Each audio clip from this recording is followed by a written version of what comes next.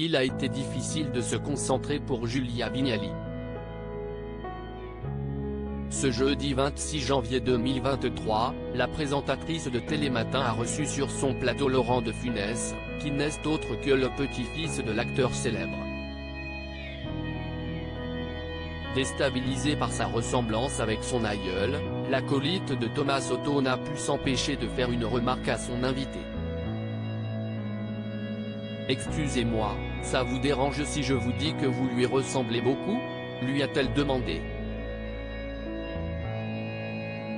Si est-il très étonnant, quand vous faites cette tête, j'ai l'impression de le revoir. Je vais donc faire une autre tête, a alors répondu Laurent de Funès, ajoutant ne pas y faire trop attention à cette similarité physique. On se voit soi-même et pas dans le regard d'un autre. Si sa ressemblance avec son grand-père est flagrante, porter le nom de Funès n'a pas été une mince affaire.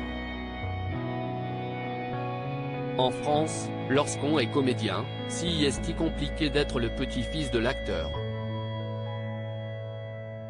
Avoir un nom pareil, dans le milieu des affaires, ça ne pose pas de problème.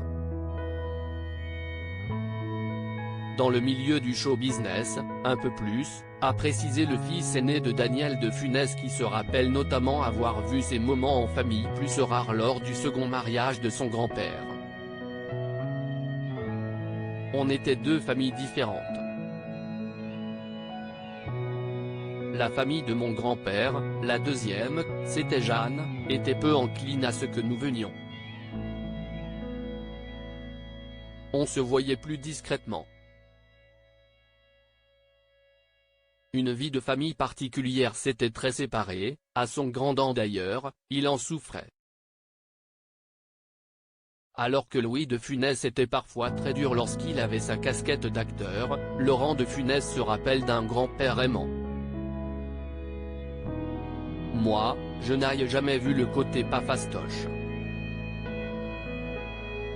Quand il arrivait, il y avait toujours 5 minutes de flottement, avec les bonjours, les embrassades et tout ça. Après, il ordonnait lui-même. Lui-même, c'était quelqu'un de tout à fait normal, mais qui avait aussi ce même visage, ces mêmes expressions, ces mêmes mimiques.